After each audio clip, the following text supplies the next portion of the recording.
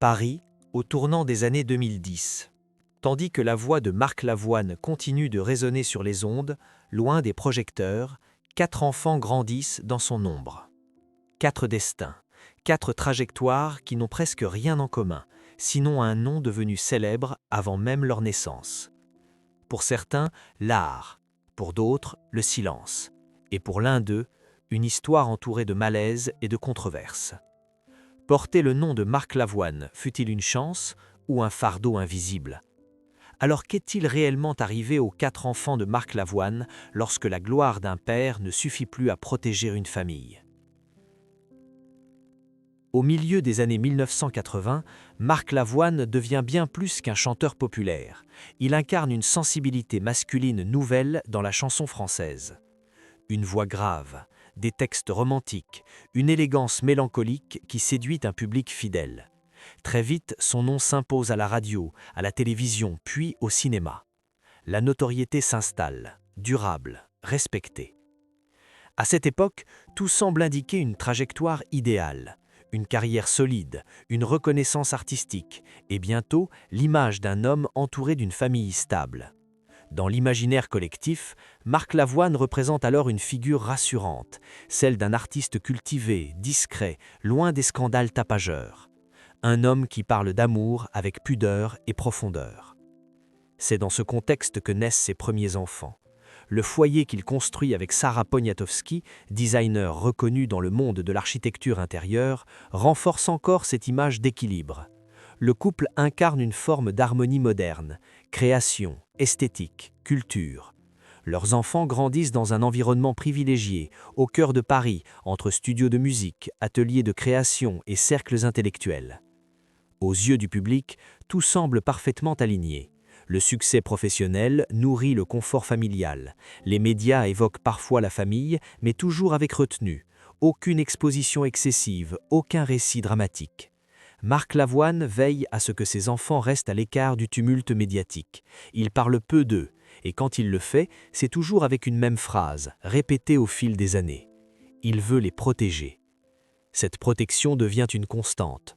Dans les interviews, il évoque la paternité comme un refuge, presque comme un territoire sacré. Il affirme que la célébrité ne doit jamais franchir le seuil de la maison. Cette frontière, il s'efforce de la maintenir intacte. À une époque où de nombreux artistes exposent leurs enfants, Marc Lavoine choisit l'inverse, le retrait, la discrétion, parfois même le silence total. Mais derrière cette façade lumineuse, une question commence à se dessiner. Grandir dans une famille célèbre, est-ce réellement grandir à l'abri, ou bien sous une pression invisible, constante, impossible à formuler? Les premières années de ces enfants se déroulent dans ce paradoxe, une enfance matériellement protégée, mais symboliquement chargée. Porter un nom connu avant d'avoir construit sa propre identité. Pour l'aîné, l'environnement artistique semble presque naturel. La musique, les répétitions, les conversations créatives font partie du quotidien. Très tôt, l'art apparaît comme une évidence, mais cette évidence s'accompagne d'une comparaison implicite. Comment exister artistiquement quand le père est déjà une référence? Comment faire entendre sa propre voix sans être ramené à celle qui a bercé toute une génération? Pour les autres enfants, la célébrité du père agit différemment. Certains se rapprochent du monde de l'image, de l'esthétique, sans jamais chercher la lumière frontale. D'autres, plus jeunes, grandissent dans un silence presque total, à l'écart de toute représentation publique. Leur enfance se déroule loin des plateaux, loin des micros, mais jamais totalement loin de l'ombre du nom qu'ils portent. À mesure que les années passent, la carrière de Marc Lavoine évolue.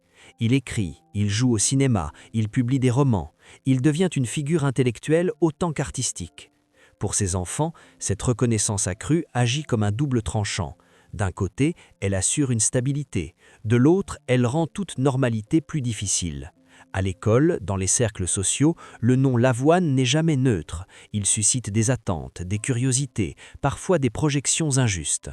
Marc Lavoine, conscient de ce poids, insiste sur la liberté de choix. Il affirme publiquement que ses enfants ne lui doivent rien, qu'ils peuvent s'éloigner de l'art s'ils le souhaitent. Pourtant, même cette liberté proclamée se heurte à une réalité plus complexe. Peut-on réellement choisir quand l'héritage symbolique est aussi fort? À ce stade de l'histoire, tout semble encore tenir. La lumière domine, les fissures ne sont pas visibles. La famille apparaît comme un équilibre maîtrisé, protégé par la retenue et le silence. Mais cette harmonie repose sur une fragilité, celle d'un monde où tout change vite, les relations évoluent, les générations se confrontent, et bientôt, un événement viendra rompre ce halo protecteur, exposant la famille à une épreuve qu'aucune célébrité ne peut réellement contenir. Le basculement ne se produit pas sur une scène, ni dans une salle de concert. Il n'est pas annoncé par un scandale brutal. Il s'installe lentement, presque silencieusement, au fil des années 2010. À ce moment-là, Marc Lavoine n'est plus seulement un artiste confirmé, il est devenu une figure morale, souvent invité à commenter la société, l'amour, la transmission. Mais dans sa propre vie familiale, l'équilibre commence à se fragiliser. La première rupture est intime. Après plus de 20 ans de vie commune, la séparation avec Sarah Poniatowski marque un tournant majeur. Pour leurs 3 enfants, cette séparation n'est pas un simple fait divers. Elle redessine le cadre de leur enfance, de leur quotidien, de leur sentiment de stabilité. Le couple, longtemps perçu comme un socle solide, se défait, et avec lui, l'image d'un foyer unifié. Les enfants sont alors à des âges très différents. L'aîné est déjà confronté à ses propres choix, à la question de l'identité, du métier, du sens à donner à sa vie. Les plus jeunes, eux, vivent cette rupture comme une perte de repères, de maison, de rythme, de silence différents.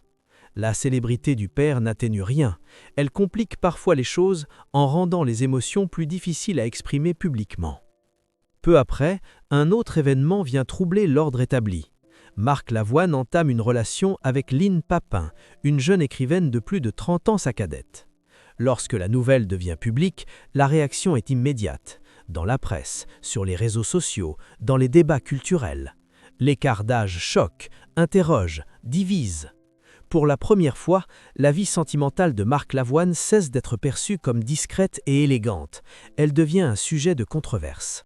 Les mots sont durs, certains parlent de déséquilibre, d'autres de fascination intellectuelle. Lui évoque l'amour, la rencontre, l'évidence. Mais autour de cette relation, un malaise persiste. En 2010, naît leur fils Milo. Cet enfant arrive dans un contexte très différent de celui de ses aînés. Il ne naît pas dans une famille unanimement admirée, mais au cœur d'un débat social. Sa naissance est commentée, interprétée, chargée de symboles qui le dépassent. Avant même de parler, il devient un sujet de discussion. Les années passent, le couple se marie, puis se sépare. En 2022, la rupture est officialisée. Cette fois, la fissure devient visible. Lynne Papin publie des textes à forte dimension autobiographique. Sans toujours nommer directement, elle évoque une relation marquée par la domination émotionnelle, la confusion, la perte de soi. Ces récits, largement commentés, projettent une ombre nouvelle sur la figure de Marc Lavoine. La question se pose alors avec force. Qu'en est-il de l'enfant né de cette union ? Comment grandit-on quand l'histoire de ses parents devient un matériau littéraire débattu publiquement ? Quand les mots de l'un résonnent comme une accusation et le silence de l'autre comme une défense. Pendant ce temps, les autres enfants poursuivent leur chemin, chacun à leur manière. L'aîné tente de s'affirmer artistiquement, mais sans jamais pouvoir se détacher totalement du regard comparatif. Chaque projet est analysé à travers le prisme paternel. Le talent est-il hérité? La légitimité est-elle réelle? Ces questions, rarement posées frontalement, s'insinuent dans chaque critique. Pour sa sœur, le choix est différent. Elle accepte ponctuellement la visibilité, mais la contrôle. Elle se montre, puis disparaît, refuse les interviews trop personnelles, évite soigneusement toute déclaration sur sa famille. Ce silence n'est pas une absence, il ressemble plutôt à une stratégie de survie. Les plus jeunes, eux, sont presque invisibles. Aucun réseau social public, aucun récit direct. Leur existence se devine plus qu'elle ne se raconte. Mais cette invisibilité a un prix, elle nourrit les spéculations, et surtout, elle souligne une réalité. Tous n'ont pas vécu la même enfance, ni la même exposition, ni les mêmes fractures. À ce stade, la famille Lavoine n'est plus un bloc homogène. Elle est devenue un ensemble de trajectoires parallèles, reliées par un nom commun, mais séparées par des expériences profondément différentes. La célébrité, autrefois protectrice, agit désormais comme un révélateur. Elle met en lumière les contrastes, les blessures, les non-dits. La question centrale revient encore plus insistante. Est-ce la succession des ruptures qui a fragilisé ces enfants, ou est-ce le poids constant de la figure paternelle, aimée mais écrasante? Et surtout, comment chacun d'eux a-t-il appris à vivre avec cette histoire sans jamais pouvoir vraiment la raconter à sa manière? En apparence, rien n'oblige les enfants de Marc Lavoine à porter une blessure particulière. Ils n'ont pas connu la précarité, ils n'ont pas manqué de protection matérielle. Ils ont grandi entourés de culture, de livres, de musique. Et pourtant, c'est précisément là que se niche la complexité de leur histoire. Car la vérité ne se trouve pas dans ce qui manque, mais dans ce qui pèse. La célébrité agit parfois comme un décor immobile. Elle donne l'illusion de la stabilité alors même que les relations évoluent, se délitent, se recomposent. Pour les enfants, le père n'est pas une icône, il est une présence réelle, aimante, mais souvent absent. Tournée, tournage, écriture nocturne, l'homme est là puis ailleurs. Cette alternance façonne une relation faite d'admiration et de distance. Chez l'aîné, cette distance se transforme en interrogation identitaire. Grandir dans un environnement artistique favorise l'expression, mais rend l'émancipation plus difficile. Chaque note, chaque texte, chaque apparition publique semble renvoyer à une question silencieuse. Est-ce un choix personnel ou une filiation inévitable? À force de comparaisons implicites, le désir de créer devient parfois une lutte pour exister autrement. La vérité pour lui n'est pas un rejet du père, mais une tentative constante de se définir sans lui. Une démarche lente, fragile, exposée au regard d'un public qui confond souvent héritage et facilité. Or, rien n'est simple quand le nom précède la personne. Pour sa sœur, la vérité prend une autre forme. Elle choisit la visibilité, mais à dose mesurée. Elle accepte d'être vue, jamais d'être expliquée.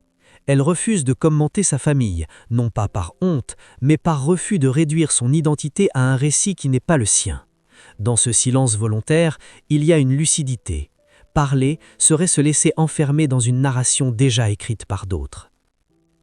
Les plus jeunes enfants, eux, incarnent une vérité plus diffuse, plus difficile à saisir. Ils ont grandi dans un monde où la famille n'est plus un noyau fixe, mais une constellation mouvante. 2 foyers, des temporalités différentes, des récits qui ne se recoupent pas toujours. Leur enfance est marquée par la recomposition, par l'adaptation permanente. Pour l'enfant né de la dernière union, la situation est encore différente. Sa naissance survient au cœur d'un débat public.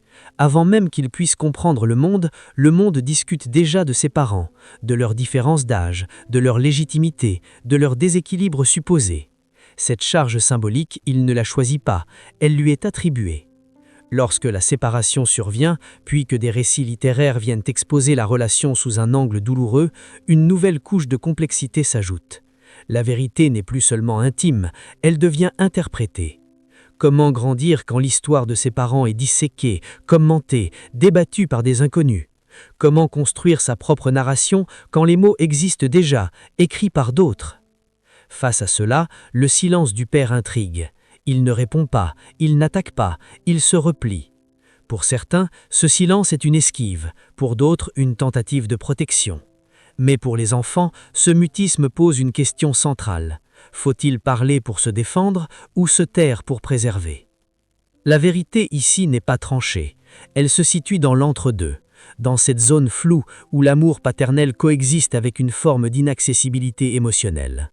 Marc Lavoine a souvent dit qu'il aimait ses enfants plus que tout, mais aimer ne suffit pas toujours à réparer les fractures invisibles. Chaque enfant, à sa manière, développe une stratégie. L'un s'exprime à travers l'art, l'autre contrôle son image, les plus jeunes se réfugient dans l'anonymat. Aucune de ces réponses n'est meilleure qu'une autre, elles sont simplement des tentatives de survie symbolique face à un héritage trop grand pour être ignoré, trop intime pour être pleinement partagé. Ce que révèle cette histoire n'est pas un scandale caché, ni une faute précise, c'est une vérité plus subtile, plus dérangeante. Celle d'une famille où l'amour existe, mais où la transmission est complexe, où le nom ouvre des portes, mais crée aussi des murs, où le silence protège autant qu'il isole. Alors, que sont devenus les enfants de Marc Lavoine? Ils ne sont ni brisés, ni triomphants. Ils avancent, chacun avec ses choix, chacun avec ses zones d'ombre. Et peut-être que la vérité la plus profonde réside là, Grandir dans l'ombre d'un homme admiré par millions, c'est apprendre très tôt que la lumière n'éclaire jamais tout. À la fin, aucune image spectaculaire ne vient conclure l'histoire. Pas de révélation fracassante, pas de réconciliation mise en scène. Seulement une réalité plus discrète, plus dérangeante.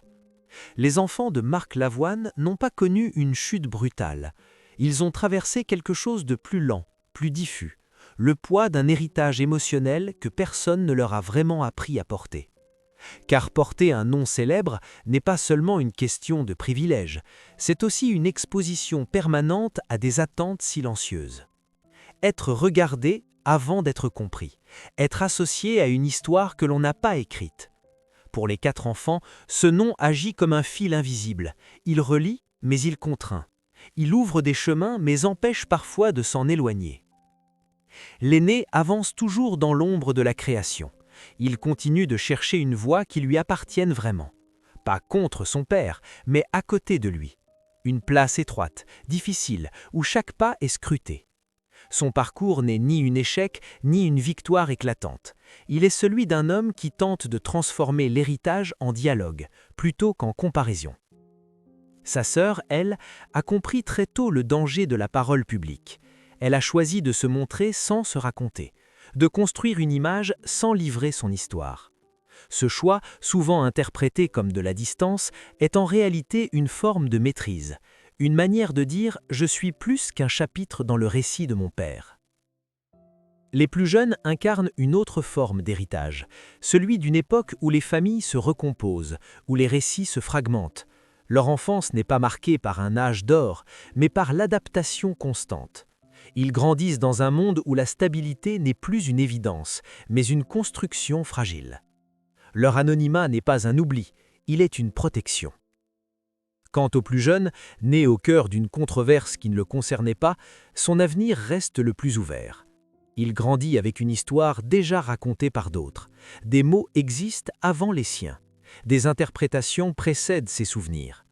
Pour lui, l'enjeu sera peut-être de reprendre possession de ce récit ou de le laisser derrière lui. Marc Lavoine, lui, demeure fidèle à son silence. Il continue de parler d'amour, de transmission, de fragilité humaine dans ses œuvres. Mais sur sa famille, il reste mesuré. Ce silence n'est ni une confession, ni un déni. Il ressemble davantage à une frontière, une tentative de préserver ce qui peut encore l'être. Alors, qu'est-il arrivé aux 4 enfants de Marc Lavoine? Rien qui puisse tenir en une phrase. Ils n'ont pas été détruits par la célébrité. Ils n'en ont pas été sauvés non plus. Ils ont appris à vivre avec elle, chacun à sa manière, certains en s'en approchant, d'autres en s'en éloignant. La question posée au début demeure, la gloire d'un parent est-elle une chance ou un fardeau? Dans cette famille, elle est les deux à la fois. Un héritage invisible, fait autant d'amour que de silence. Et peut-être que la véritable transmission n'est pas celle du talent ou du nom, mais celle d'un combat intime. Apprendre à exister sans disparaître dans l'ombre de ceux que le monde applaudit.